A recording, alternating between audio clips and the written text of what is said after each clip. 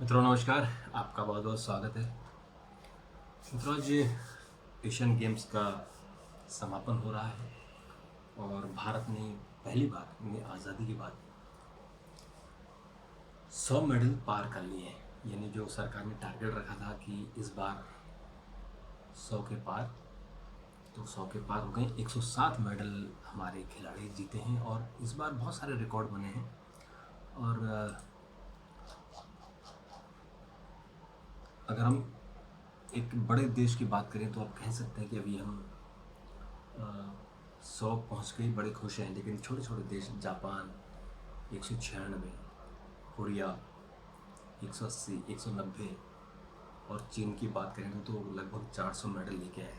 तो हम उस दृष्टि से तो पीछे हैं, लेकिन जिस जो हमारी स्थितियाँ रही हैं, यहाँ खेल के वातावरण नहीं था, उसके बावजूद जो हमारे खिलाड़ियों ने उपलब्धि हासिल की है वो देखने लायक है। ये हमारा सिलसिला कैसे बढ़ा कि 2002 में हमने 36 पदक केवल जीते थे 2002 में। 2006 में बढ़कर ये 53 हो गए और 2010 में ये 65 हुए। 2014 में कम हो गए। ये बड़ी दुख की बात रही कि 2014 में 10 से 14 में 4 साल की हमने जो प्रयास किए थे उसको बढ़ने चाहिए थे और 2018 में फिर ये बढ़कर 70 हो गए। तो बेसिकली 70 तो हमें 70 से ऊपर तो 2014 में हो जाना चाहिए था।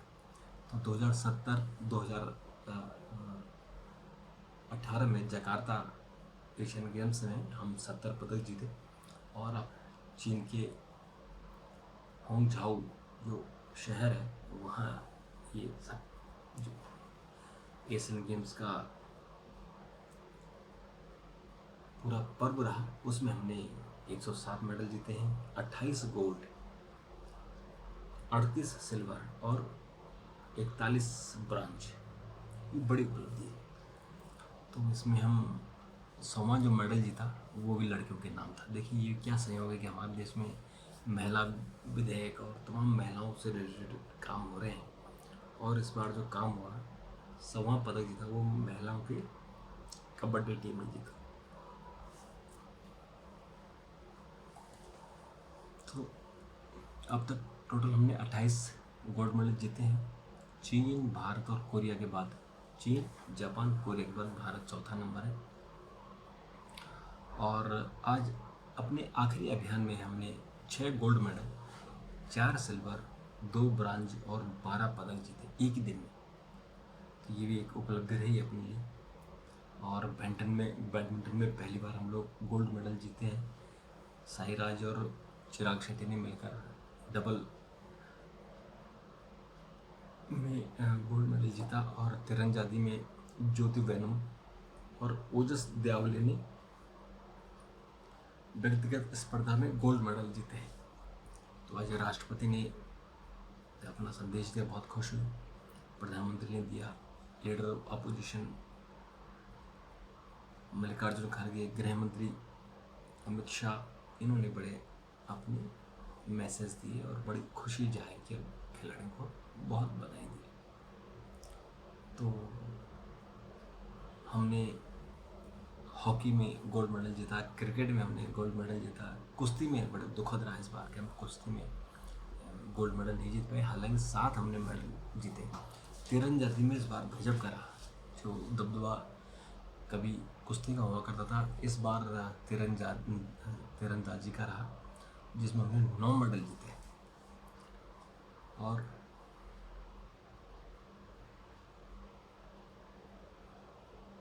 इसके अलावा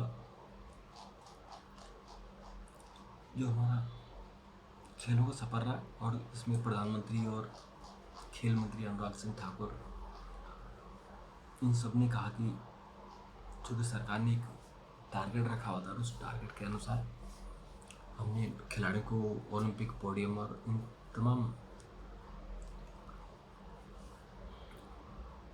जो स्कीमें थी उसके कारण हमने कहा कि खिलाड़ियों को भी आप खेल पर ध्यान लगाओ और पैसे की या उस बाकी चीज़ों की चिंता मत करो।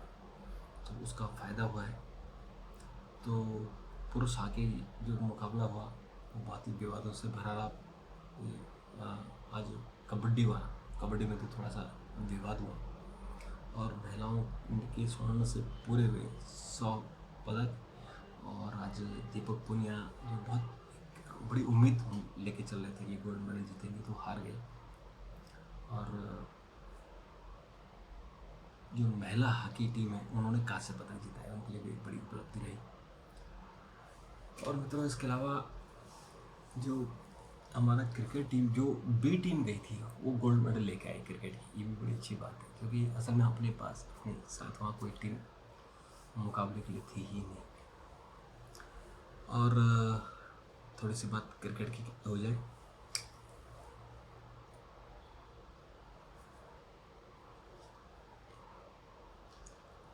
आज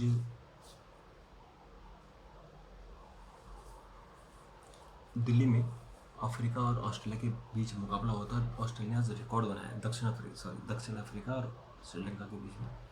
तो दक्षिण अफ्रीका ने आज रिकॉर्ड बना दिया, 428 रन बनाए।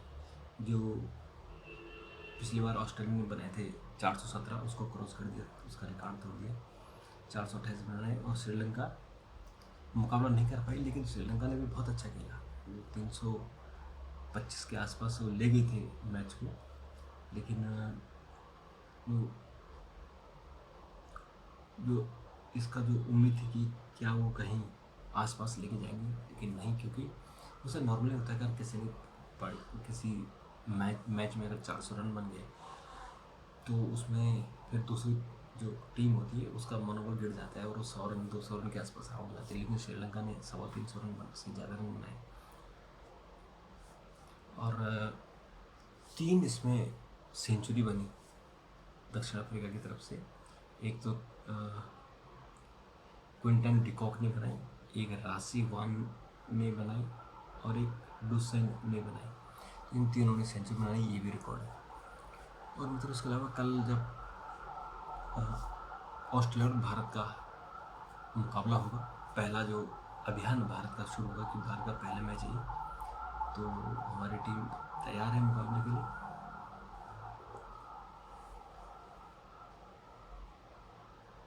और बांग्लादेश आईसीसी विश्व कप में अफगानिस्तान को 156 रन पर लुटका दिया और बांग्लादेश को आसान जीत मिली है। तो इस तरह से खेलों का जो मुकाबला है वो आज रोचक रहा, अपना अच्छा रहा हमारे एशियन गेम्स के लिए भी और जो क्रिकेट के लिए। मित्रों, आज एक और बुरी खबर है, बहुत दुखद खबर है कि जो हमास ने इजराइल पर एक हमला किया है, इसमें इजराइल सरकार का कहना है कि उसमें 100 के आसपास लोग मरे हैं, लेकिन हमास ने कहा है कि ये 200 से ज़्यादा लोग मरे हैं। और वहाँ जिस तरह से ब्रूटलिटी हो रही है, जिस तरह से जो हमास का आतंकवादी है महिलाओं के साथ दुर्व्यवहार कर रहे हैं, वो देख नहीं सकते उसको। इस तरह से वीडियो उसके वायरल हो रहे हैं। दरअसल आपको याद है कि जो इजराइल का इलाका था वो एक ज़माने में ओटोमन साम्राज्य के साथ था। और ये जो इजराइल है, जहाँ जेरूसलम है, वो बेसिकली 3 धर्मों का केंद्र है। यहाँ से यहूदी, ईसाई और इस्लाम तीनों यहीं से, इसी जगह से इनका जन्म हुआ। और इब्राहिम हम मानते हैं कि ये लोग मानते हैं कि जो इब्राहिम का जन्म हुआ है और ये तीनों इब्राहिम की संतान हैं।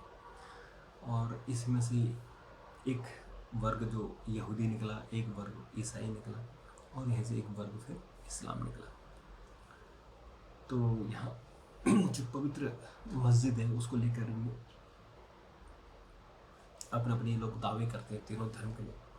तो इसके कारण यहाँ विवाद है। लेकिन मुख्य विवाद यहाँ हुआ जब अंग्रेज़ों ने पूरे अरब देश पर कब्जा किया हुआ था। तो अरब, ये इजराइल जो हिस्सा वो भी अरब देश का ही हिस्सा था। और लेकिन जो यहूदी थे बहुत लिमिटेड थे, वो जगह जगह दुनिया भर में थे।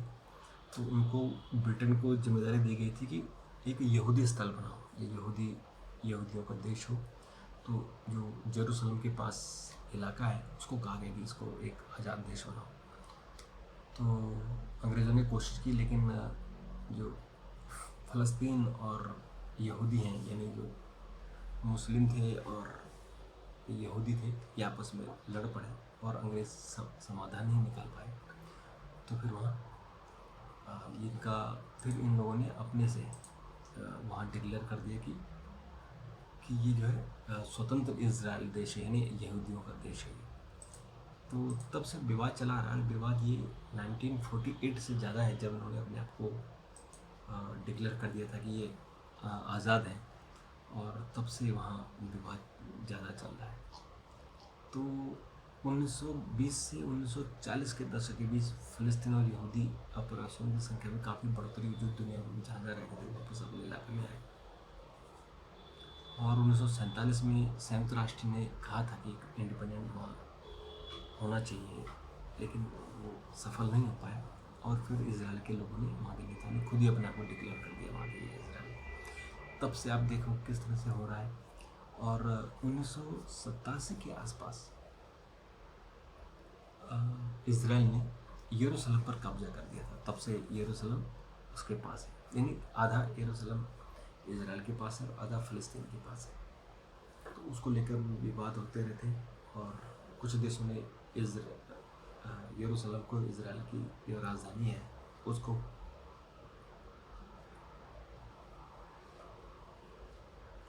मान्यता दे दी है, जबकि कुछ ने नहीं दी है।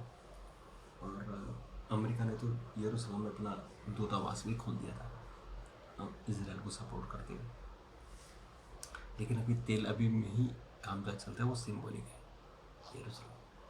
तो मित्रों, ये बहुत ही आज दुखद रहा, और उम्मीद करते हैं कि ये जो काली रात है उसका कोई समाधान होगा और उनकी समस्या का कुछ रास्ता निकलेगा। तो मित्रों, अभी के लिए इतना, कल फिर मुलाकात होगी। तब तक के लिए नमस्कार, थैंक यू, धन्यवाद।